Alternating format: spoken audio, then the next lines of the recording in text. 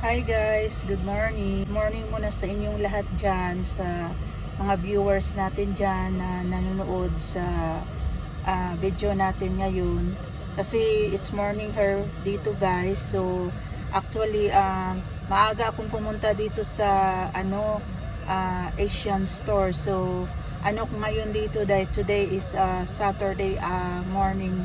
So maaga akong umalis sa bahay kasi my plan to go her in the Asian store. Open sila at 9:30 or 9:35, something like that.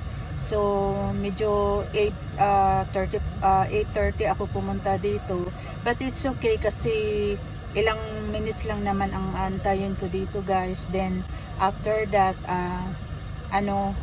pupunta din ako ng post office at saka after post office then I drive to go to the Seavers. Malapit lang siya sa house actually. So may mga ibang old stuff na kailangan namin idunit ni Mr. dahan-dahan. So ako na lang nagdala para less na yung space sa bahay din kasi hindi na kailangan. At saka na-miss ko kasi guys magluto ng yung gulay natin na sa atin yung pang Pilipino na gulay. So bibili ako ng maybe ampalaya or yung string beans kasi na-miss ko. Hopefully may string beans sila ngayon kasi last time nung pumunta ako dito wala silang yung string beans, yung long beans. So depends kasi sa season guys. So hopefully meron sila kasi summer na ngayon, nag-start na ang summer days. So kaya mainit, kaya umalis ako sa bahay medyo earlier guys kasi pag aalis ka ng medyo close at noon time na super init talaga. Lalo na mag-drive ka, mainit yung upuan ng sasakyan. So natapos din ako early ng pag-laundry, do something in the house, do work. So I decided to go her in Asian store to drive around and to look kung anong maibibili natin na green leafy vegetables. So ito siya guys, ang Asian store sa likod ko. Actually close pa. So kaya muna ako dito, nag-video muna guys while I'm waiting. So ako lang pumunta ngayon dito guys kasi my work si hubby, even though it's Saturday today. May work sila ni hubby, so so ako na lang ang nagdala din ng ibang mga kailangan namin na i-donate na naman na gamit ni Mr. para dahan-dahan naman na less of work naman para matapos as better matapos, di ba, pag magtulungan. So hopefully hindi kayo magsawa sa panonood sa video namin guys ni Mr. Okay, guys, pupunta na ako sa Asian store. Ayan guys, ayan na yung Asian store na pupuntahan ko. Open na sila guys, so I'm ready now. Malaki to siya guys, actually na Asian store. So ito yung sa loob guys ng Asian store. Maganda dito guys, so dito yung Asian store.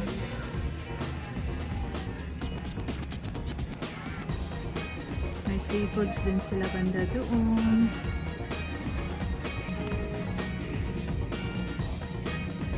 Punta tayo sa foods guys kasi bibili ako ng gulay. Pero kompleto dito yung mga nila guys.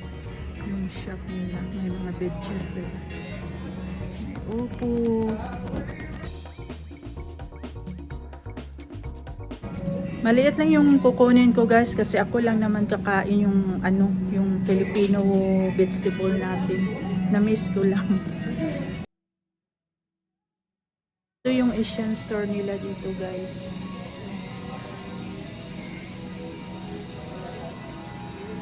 So maganda yung Asian store nila dito guys kasi kompleto talaga yung Asian store nila at malinis din dito. Malapit lang to guys sa sa bahay din. Ang dami ngang ngayon customers na. Kasi nung nag-antay ako, nag-antay din sila sa labas na mag-open na. Dito naman tayo guys sa produce.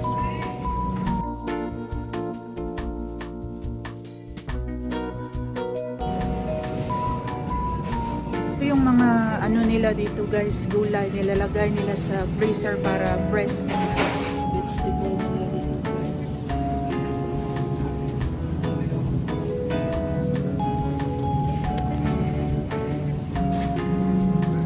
So kukuha muna tayo guys ng sayote. Ang liit naman ng sayote nila.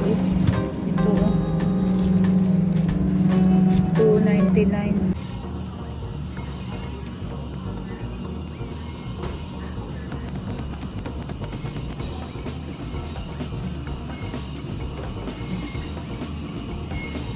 Titingin muna ako dito guys ng gulay-gulay na green na fresh.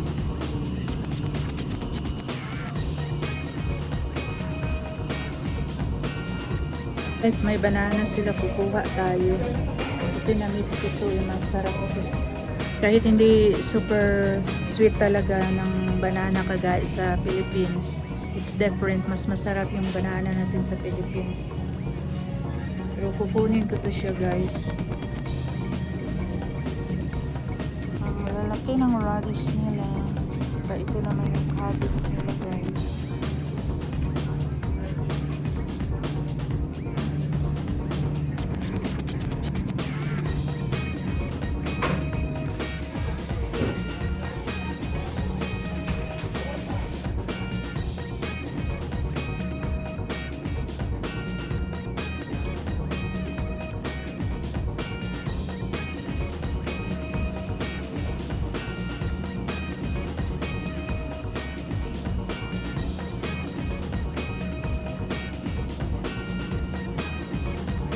Tingnan ako guys ng apple para kay Javi.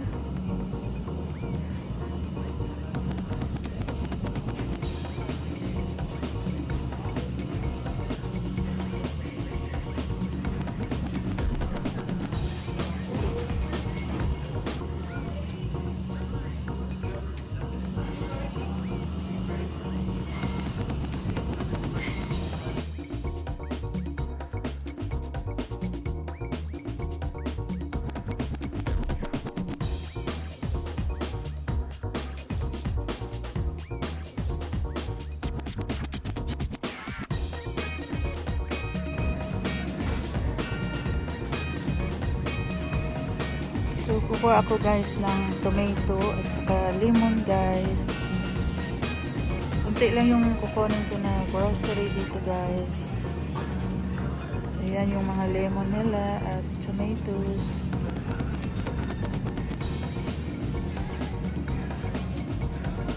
So, yan guys, may rambutan sila. Saka watermelon. So, ito naman yung produce nila dito guys sa Asian store.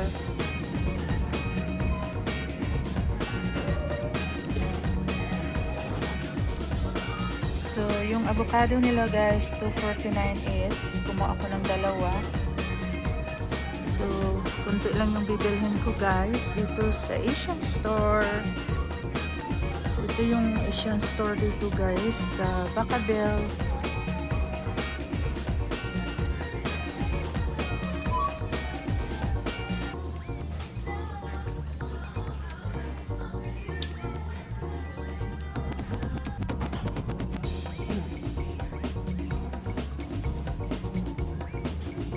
So yan guys, kunti lang yung bibilhin ko dito guys. Kasi yung needs lang muna ang kukunin ko muna ngayon.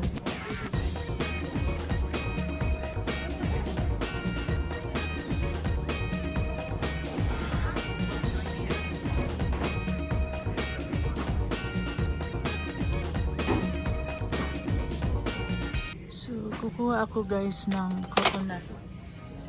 Dalawang coconut na can. May mga mango sila guys. Ito, mga mango, jackfruit.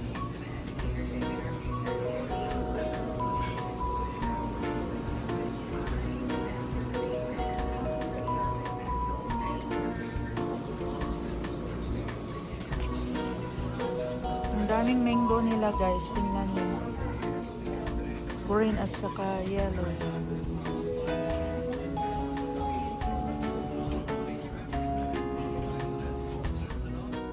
Alright guys, dito na ako. I'm back inside the car na. Kalalagay ko lang ng mga ano ko guys, grocery. Mostly yung nabili ko yung mga vegetable lang naman guys. At saka yung ano yung mga crackers. At I'm so happy na nakabili talaga ako ng gulay na gusto kong bilhin. Kasi pag afternoon ka na dumating, medyo maubos-ubos na din yung mga gulays nila guys. So, mas mabuti pumunta tayo dito early kasi kabubukas lang ng store nila. At least andyan lahat yung mga fresh na veggies na stocking nila. So, hindi naman masyadong marami yung nabili ko guys. Pero, so, hindi na ako nag-video ng matagalan doon inside in the Asian store guys. Ito yung Asian store guys na building. Kasi nahirapan ako mag-hold ng camera. Lalo na wala si Mr. Ako lang mag-isa. At saka marami ding customers. Sunod-sunod kaagad. Nag-antay ako dito sa car kanina this morning. Marami ding mga customer na nakaantay din sa sasakyan nila kasi inaantay nila ang pagbukas ng Asian store guys. So kaya nung pumasok ako, ang dami ding mga Muslim Filipino, mga Asian na nagantay din sa entrance door nila na magbukas na. So yun nga guys, masaya ako kasi nakabili din ako ng mga vegetable na kailangan ko talaga bilhin kasi namimiss ko ito nung isang last week, pero nung pumunta ako dito wala silang mga stock. Siguro naubos na kasi afternoon na kasi ako pumunta at that time guys. That was last week. So ngayon hindi ako nakapag-video masyado ng matagal doon guys sa loob kasi nahirapan ako kasi nagtutulak pa ako ng cart, then maraming customers sa loob, then nahirapan ako mag-hold ng camera. Instead lang kung si Mr. kasama ko kasi minsan pag nagbi-video ako, siya yung naghahawak ng camera, tinutulungan niya ako. So I'm so happy guys, finally nakabili ako ng pangangailangan ko din na gusto kong bilhin na syempre sa atin na bilang Filipino, there's a time na mamimiss mo talaga yung, 'di ba, yung mga vegetable na gusto mong kainin, 'di ba? Alright guys, I have to go now kasi natanggal yung camera holder ko din dito sa sobrang init yata ng glue, natanggal dito, sabi ni Mr. So I have to go na kasi pupunta pa ako sa Severs. Thank you guys, bye, see you later. Guys, andito ako ngayon sa second hand sa Severs. Yung sinabi ko kanina, nag-donate ako kanina ng mga gamit namin ni Mr. guys na hindi na namin kailangan. So ito yung sa Severs guys, ang dami-dami mga stuff na binibenta nila. Ang dami ding mga tao bumibili ngayon at saka donations. Malaki to dito guys na second hands. Ito yung mga flower vase nila.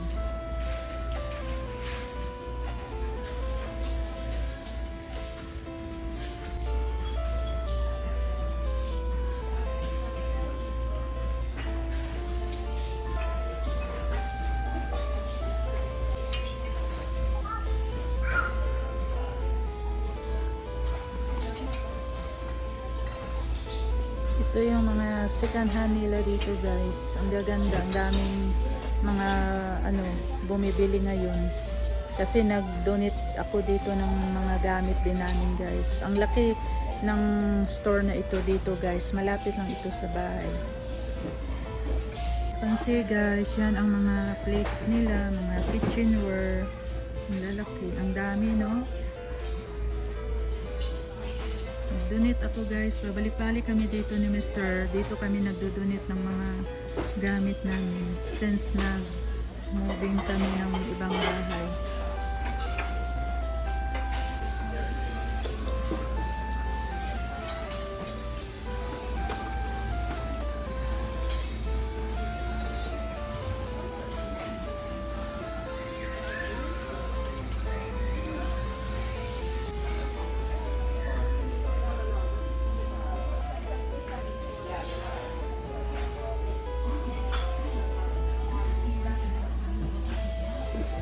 Tapos doon naman guys, yung clothing section nila.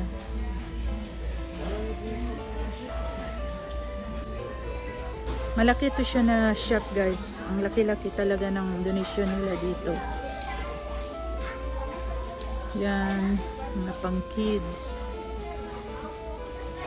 Wala naman akong bibilhin guys. Pumasok na ako dito para mag-vlog at ma-video ko para makita nyo ang second hand store dito. After nag-donate lang ako doon sa front nila kasi yung donation nila nasa front guys.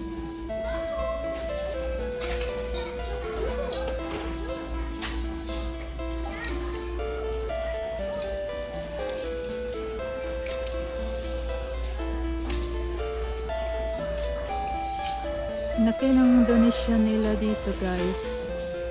Okay. Ang dami-daming mga clothing dito, dresses for women's.